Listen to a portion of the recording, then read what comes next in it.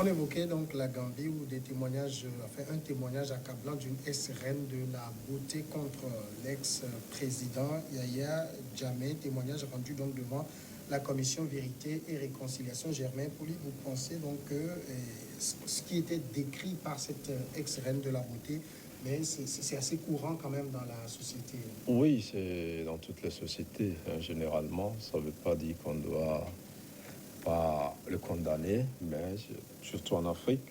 Et puis en Occident, je parlais de un peu ce mouvement-là qui a commencé, qui a ébranlé le monde du cinéma aux États-Unis, et même le dernier ami de Donald Trump qui s'est suicidé donc dans une prison, c'est pratiquement la même chose. Et donc on a vu assez de célébrités qui ont perdu déjà beaucoup d'argent, hein, dans ces histoires-là. Et beaucoup de leurs renommée. On a vu le plus célèbre qui a failli être aux portes même de la présidence en France, DSK. Hein, donc comment tout ça s'est passé. Donc aujourd'hui, est-ce que quand vous prenez aussi le cas DSK, ça s'est révélé après un montage. Voilà. Donc maintenant, est-ce que ce que cette ex-miss dit, est-ce que c'est vrai? Le courage qu'elle a pour le faire, bon, on pourrait être tenté de dire que si c'était faux, elle n'aurait pas ce courage. Mais en même temps, dans ce genre de situation, bien souvent, il y a de la manipulation, il y a de l'argent aussi en jeu, parce que après c'est cette démarche-là de cette commission Vérité, Justice, Réconciliation qui participera à montrer un peu tous les affres, montrer tous les crimes commis sur Yahya Jammeh, donc tous ceux qui sont allés témoigner. Probablement vont bénéficier d'une phase de réparation, même si on ne va pas mettre l'argent devant. Donc aujourd'hui, on n'a pas tous les éléments pour dire si tout ça est vrai. Mais moi, je pense que si elle a le courage de le dire, c'est peut-être vrai. Mais dans bien de situations aussi, il y a de la manipulation politique, et puis il y a d'autres intérêts aussi qui peuvent amener à ce genre de déclaration. Mais on s'en tient au fait.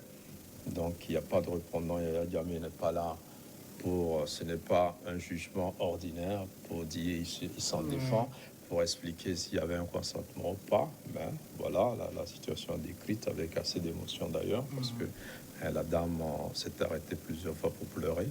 Et donc ça, on imagine une souffrance, on ne peut pas imaginer que tout ça a accumulé.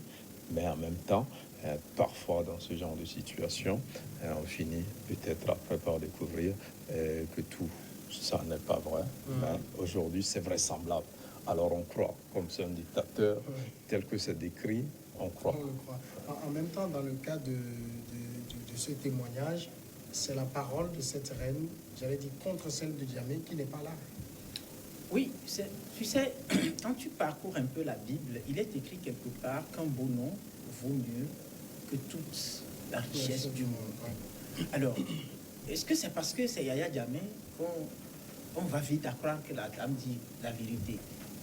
Je suis tenté de dire oui. Je suis tenté de dire oui parce que tout ça, ça se rattache à la façon dont il a utilisé ce pouvoir qu'il a arraché par un coup d'État d'ailleurs. Et ce n'est pas... Sans effusion de sang. Oui, bon, mais quand même c'est un coup d'État. Ouais. Et s'il faut aujourd'hui établir le bilan de Jammeh, il y a eu plusieurs... Je crois que ce n'est pas la première à parler de ça comme pratique. Mais c'est elle qui a le courage de témoigner aujourd'hui à visage découvert.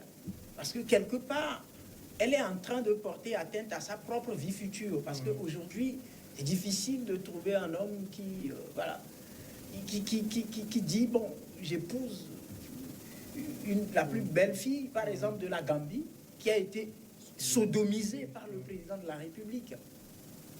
Et émotionnellement, pour avoir étudié un peu cette psychologie des personnes, des victimes de ces situations-là, c'est-à-dire d'abord dans son foyer, il faudra faire un travail psychologique. Sinon, lorsqu'il sera question, par exemple, d'être en intimité avec son futur mari, Dieu seul sait tout ce qui arrive.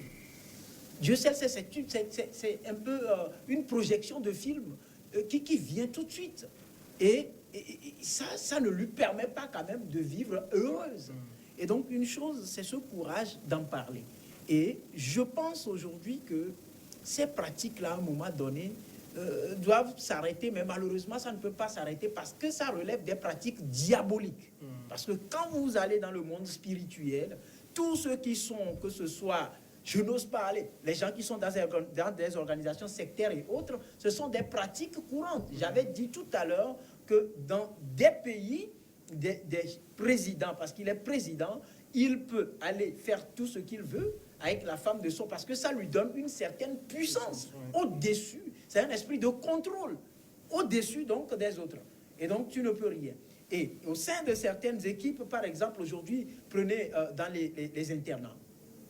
Dans les internats, ces histoires de viol, on en voit un peu partout dans les couvents. Il y en a plein. Et quand vous prenez dans les églises, vous prenez par exemple l'église catholique où des dénonciations, preuves à l'appui, ont eu lieu. Donc aujourd'hui, pour ne pas limiter ça à cet acte posé par Yaya Jammeh, ou dont l'intention, je dirais, dont est accusé Yaya Jammeh, il faut quand même dire que c'est une pratique qui prend de l'ampleur. Ça prend de l'ampleur et ça nécessite d'ailleurs des réflexions approfondies pour voir dans quelle mesure on peut arrêter ça comme pratique. J'ai suivi beaucoup de documentaires, j'ai lu des livres sur les Illuminati et autres.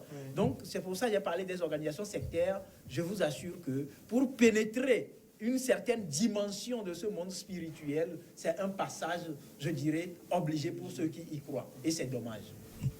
Le second sujet dont nous allons parler ce soir, c'est la Gambie. 2 jeunes sont morts lundi à Conakry, selon les autorités, quand une marche organisée par l'opposition derrière les cercueils de Guinéens tués lors de récentes manifestations a dégénéré en nouveaux affrontements violents avec les forces de l'ordre. 6 autres participants à cette procession ont été blessés par les balles des forces de l'ordre. C'est ce qu'a annoncé l'opposition. La Guinée, pays de 13 millions d'habitants, est en proie depuis le 14 octobre à une intense contestation contre l'éventualité d'un 3e mandat du président Alpha Condé. Une quinzaine de manifestants ont été tués depuis cette date, selon l'opposition. Des dizaines d'autres ont été blessés et des dizaines arrêtés et jugés. Un gendarme a également trouvé la mort. La situation, Germain Pouli, au niveau de la Gambie, de la Guinée aujourd'hui, elle devient incompréhensible. Elle est préoccupante, c'est vrai. Et donc, la communauté internationale, les Nations Unies, l'Union européenne, la CEDEAO, n'ont pas caché donc, leur inquiétude et ont demandé aux acteurs politiques guinéens donc, d'ouvrir le dialogue. Alors, nous sommes dans une situation où on prête donc, au président Alpha Condé l'intention de vouloir modifier la Constitution et de pouvoir briguer un 3e mandat, alors que la Constitution actuelle ne lui autorise pas. Et donc, d'un autre côté, on voit des partisans d'un président donc assez âgé, de 81 ans, ancien opposant, qui a fait la première véritable alternance politique dans ce pays. Ces partisans, donc, qui demandent à ce qu'une constitution qui n'avait pas été donc écrite par le gouvernement et qui avait été adoptée, qui s'appelle ça un peu un arrangement, puisse être modernisée, donc être révisée. Et là, on attend la réaction de Alpha Condé, qui n'est pas assez claire, donc il n'est pas assez clair. Et donc, il y a ce Front National là, de défense contre la Constitution qui a été mise en place depuis quelques mois et donc qui a pour mission donc d'empêcher l'éventualité d'une révision constitutionnelle. Alors malheureusement, tout ça se fait alors qu'il y a eu un dialogue ouvert par le chef du gouvernement, donc qui a fait des consultations pour prendre un peu le pouls des Guinéens, voir la tendance, si les Guinéens sont favorables à une éventuelle révision de la Constitution ou s'ils ne le sont pas. Et donc ce dialogue boycotté par en tout cas 2 grandes formations qui sont donc dans ce Front national de défense de la Constitution et donc qui aujourd'hui est dans les rues avec la société civile donc au sein de ce front-là et avec des jeunes qui malheureusement, quand vous voyez tout le temps les morts, il y a des élèves malheureusement donc qui meurent Et il y a aussi de l'autre côté des forces de sécurité qui perdent aussi la vie. Alors, dans un schéma qui ne méritait pas qu'il y ait autant de pertes en vies humaines, même s'il faut réviser la Constitution, on n'a pas besoin qu'il y ait de morts. S'il ne faut pas la réviser, on n'a pas besoin. Il faut que les acteurs politiques guinéens rompent un peu avec ce qui commence par devenir une tradition de violence politique donc, dans ce pays. Et selon Amnesty International, il y a quand même une 50aine de morts depuis moins de 10 ans, depuis donc sous l'ère Alpha Condé. Une centaine, parce que, voilà, bon, une centaine, une cinquantaine, les chiffres varient en tout cas. Et c'est un peu trop. C'est un peu trop et je pense que ça devient une vraie préoccupation. Il faut que la communauté internationale accompagne la Guinée donc dans cette phase assez délicate, surtout à la veille d'une grande élection que celle de la présidentielle qui arrive. Aujourd'hui, est-ce que c'est pas un peu l'opposition guinéenne qui joue aussi dans la surenchère? Dans la surenchère, par rapport à quoi, je ne sais pas. Vous savez, la constitution de la Guinée à l'état actuel est claire. C'est-à-dire, Alpha Condé, il finit son deuxième mandat, il s'éclipse. Actuellement, on devrait être en train de parler de la façon dont il prépare les élections à venir. On ne devrait pas être en train de parler de sa volonté peu voilée de sodomiser la Constitution pour poursuivre dans l'illégalité absolue une gouvernance atypique et complètement en déphasage avec ce que les Guinéens ont attendu du monsieur lorsqu'il arrivait, un opposant qui n'était pas d'accord avec la façon dont le pays était gouverné, qui a été soutenu par le peuple, qui arrive et qui devient l'ennemi, qui retourne les armes contre le peuple. Alors, la question est de savoir pourquoi, dès l'entame de son second mandat, il n'a pas compris qu'il était nécessaire de retoucher la Constitution et qu'il gère le pays sous cette Constitution-là jusqu'à sa fin, avant d'avoir l'idée de constater des insuffisances dans cette Constitution. À quelle fin? C'est la grande question qu'on se pose. Et puis, moi, je m'offusque quand je comprends qu'en Afrique, le sport favori, c'est la sodomisation de la Constitution. Pour un oui ou un non, on toilette la Constitution. La Constitution est devenue, je ne sais pas, le slip d'une prostituée. On descend à volonté. Et ça, c'est un drame. Ça n'a plus sa sacralité. C'est un document, un contrat social décidé par un peuple à un instant T. Et les nations éclairées qui se développent disposent pour l'avenir.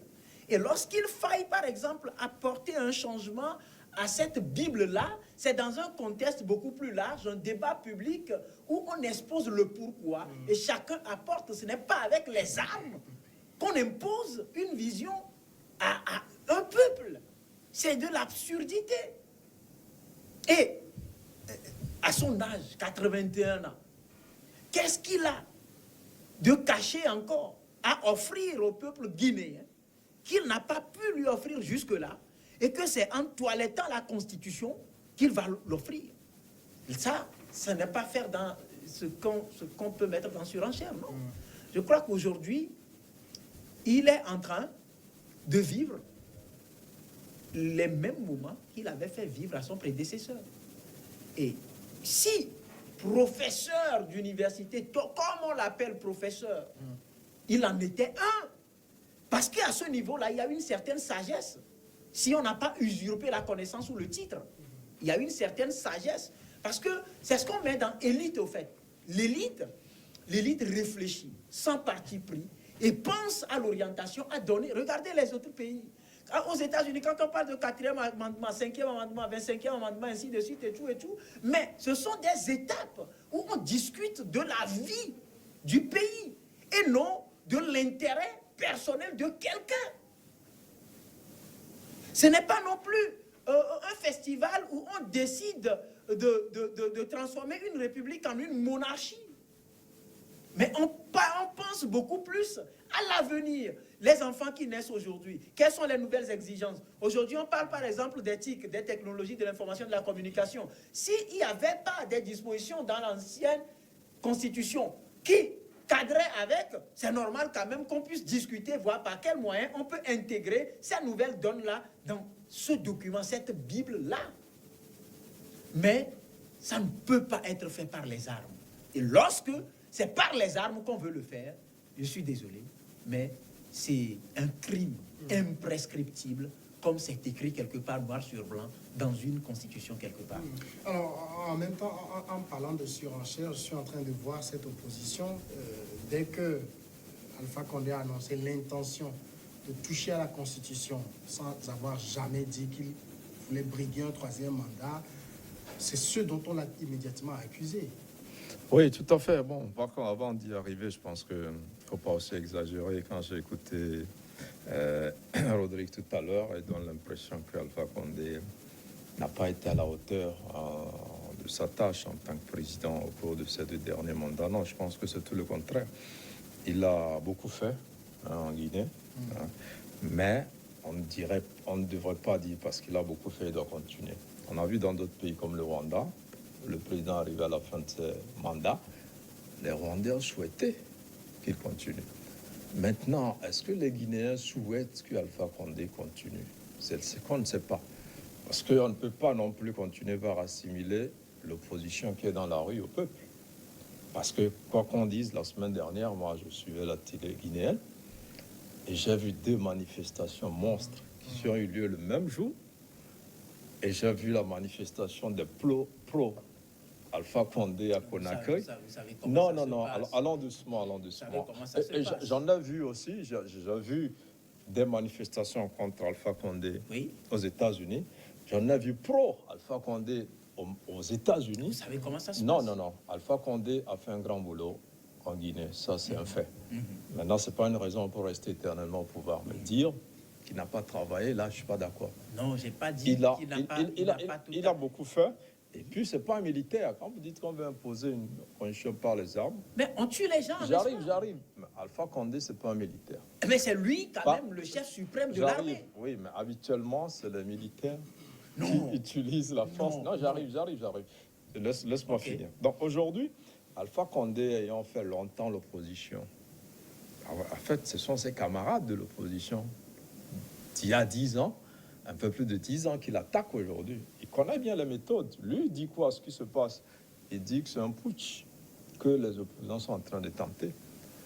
Et il va même plus loin en disant que les opposants tirent eux-mêmes pour attribuer les morts aux policiers et aux gendarmes. C'est un ancien opposant qui aujourd'hui mate ses anciens camarades de lutte. Maintenant, est-ce que la majorité des Guinéens est pour la révision? On n'en sait rien. Si la révision doit se faire, il faut un dialogue. Il a tenté d'ouvrir ce dialogue avec le Premier ministre. Maintenant, c'est vrai, on peut craindre que s'il y a référendum, il puisse remporter, que le oui l'emporte donc sur la révision et qu'aujourd'hui, ceux qui, dans l'opposition, se disent Alpha Condé est vieillissant, il faut qu'ils partent pour que eux, leur tour arrive. Donc, n'ont pas envie que cette révision se fasse. Tout dépend de la volonté de la majorité des Guinéens aujourd'hui. Et quand vous prenez réellement les tendances, vous ne pouvez pas savoir exactement de quel côté se situe le peuple guinéen. Parce que quand moi j'ai vu les 2 manifestations, je suis un peu cette actualité depuis un temps, je me suis posé des questions. Depuis plus d'1 an, vous avez vu dans les communes, c'était d'abord des personnes âgées. Je te disais, mais pourquoi c'est des personnes âgées? Après, j'ai vu des jeunes. Il m'arrive de temps en temps de regarder la RTG, de regarder certaines télévisions privées guinéennes et tout cela. Et donc, la tendance aujourd'hui, on ne sait pas de quel côté se situe le peuple guinéen. Maintenant, la tendance dans la sous-région, c'est la limitation des mandats. Et le Togo, qui avait, par exemple, une constitution où le mandat n'est pas limité, est venu voter la limitation du mandat, ce qui est une bonne chose pour la démocratie, il faut le reconnaître. Maintenant, si c'est la majorité des Guinéens qui le veulent, un peu comme dans le cas du Rwanda, parce que Paul Kagame a fait quand même un grand boulot. Moi, j'estime aussi qu'Alpha Condé a fait un bon boulot, mais il est assez vieux. Et parlant des vieux, il y a Bouhari, la dernière fois, qui a rempilé à presque 79 ans. On se demandait à cet âge-là, qu'est-ce qu'il va encore offrir au Nigeria. Mais vous voyez donc, aujourd'hui, c'est un peu la difficulté que la communauté internationale a d'ailleurs et demande d'ouvrir un dialogue. On ne sait pas exactement de quel côté se trouve le peuple guinéen. Est-ce que majoritairement ce peuple est opposé à une révision constitutionnelle? Si majoritairement il est pour, parce qu'en réalité rien n'interdit à Alpha Condé et à son gouvernement de proposer une révision constitutionnelle, quel que soit le moment. Parce que je pense que cette affaire de révision a commencé depuis quelques années. Il y avait des sorties de certains de ses partisans qui demandaient de réviser. Après, il y avait des contre-manifestations. Et puis, là, on arrive à la veille de l'élection. On a comme l'impression que les choses vont peut-être être précipitées. On ne sait pas dans quel sens. Mais aujourd'hui, véritablement, on ne peut pas dire de quel côté est la majorité des Guinéens. Oui, j'aimerais un peu... Vous savez, aujourd'hui, pourquoi est-ce que quand on annonce une révision d'une constitution, la réaction suit? C'est la grande question. Ce que disait le ministre guinéen des Affaires étrangères. Il dit, dès qu'on a dit révision, les gens ont commencé par avoir toutes les interprétations possibles. Parce que c'est une pratique, je l'ai dit, qui prend de l'ampleur sur le continent. Ce n'est pas parce que la CEDEAO a décidé de ça comme principe et qu'elle-même éprouve beaucoup de difficultés à l'asseoir. D'abord, dans un premier temps, parce que dans un contexte, la CEDEAO ne met pas vraiment du sien dans cette disposition-là. En même temps, les États sont souverains. On peut pas, les États sont souverains. Les obliger. Les États sont souverains. C'est ce qu'on dit généralement. C'est le fait. C'est le fait. Si c'est le fait, il ne faut pas proclamer ça comme principe. Parce que si les États sont souverains et que vous êtes dans une organisation, vous proclamez ça comme principe au sein de l'espace. La souveraineté. Oui, quelle est la limite de la souveraineté et quelle est la force de la CEDEAO face à la souveraineté de ces États? C'est quelque chose d'intéressant et si on doit mener une réflexion. Aujourd'hui, est-ce qu'on n'est pas en train d'entrer dans des modèles manichéens? Regardez l'Europe, la plupart des États n'ont pas la même constitution et ça ne gêne personne. Écoutez, pourquoi on pense qu'ici, il faut une norme, c'est comme ça, il faut faire dans tous les pays pour que ça marche? Au fait, en réalité, dans l'histoire, l'Afrique n'était pas dans la logique de quelques limitations, de quelques menteurs, parce que ce n'était pas une affaire de président. Il y avait des empereurs, il y avait des rois, ainsi de suite. Et la royauté, c'était des marques de fabrique qu'on enviait. On en a parlé dans le cas du Burkina avec le Moro Naba. On en parle dans le cas du Ghana avec le roi d'Ashanti. On en parle également dans d'autres pays. Mais dans nos États, parce qu'à l'époque, il y a un certain respect mutuel et du prix attaché à la vie de l'homme. Okay. Aujourd'hui, nous sommes dans une marque de fabrique à nous imposer par une certaine civilisation. Et on en abuse. Le législateur, en pensant à la limitation de mandat, c'est comme on vous dira, aux États-Unis, il n'y a pas de limitation de mandat. Il y en a depuis 1954, je crois. Après Roosevelt. Après Roosevelt, oui. Mais avant ça, il n'y en avait pas. Il n'y en avait pas. Et la pratique, mais c'était devenu leur principe. À un moment donné, ils ont dit, d'accord, là, mettons ça dedans pour éviter que ce principe-là soit violé dans l'avenir. Ils l'ont mis dedans. Ils avancent. Et le problème, c'est qu'aujourd'hui, ces chefs d'État qui s'accrochent ne foutent pas grande chose. Bon, on ne peut pas dire qu'Alpha Condé n'a rien fait.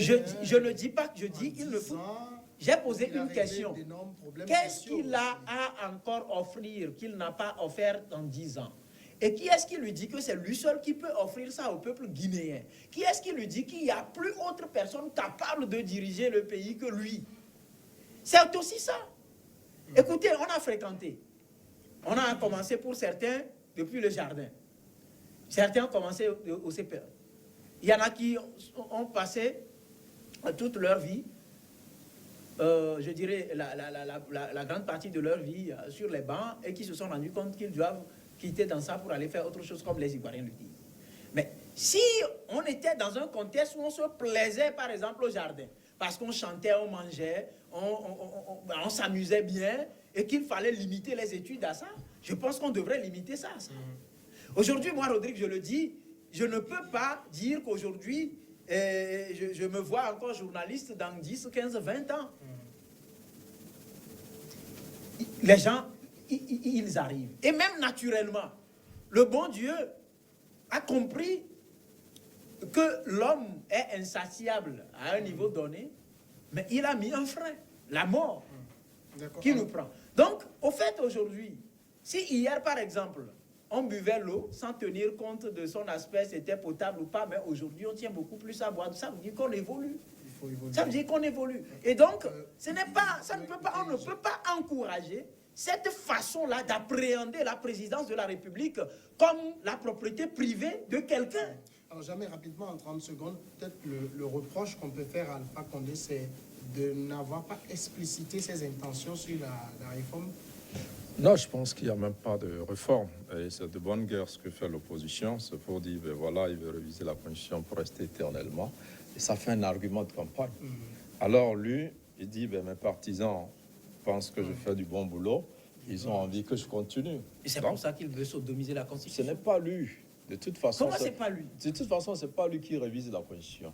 Si ça doit se faire par référendum, et si, s'il te plaît, et si ce référendum est transparent, on verra. Si c'est transparent. Oui, c'est ça aussi, c'est une autre paire de manches. Voilà. Mais il est libre, comme l'avait dit François Hollande à l'époque pour Denis Sassou Nguesso, qu'il était libre de consulter son peuple. Quand Denis disent une chose de son contraire. Non, mais la France... Il taille l'habit selon le pays. Oui, mais pourquoi on dit au Congo, on peut réviser, au Rwanda, on peut réviser, en Chine, on peut réviser, et... C'est pour ça que je dis qu'il non, taille l'habit selon le pays. Et en Guinée, on ne peut pas réviser. Oui, voilà. C'est ça.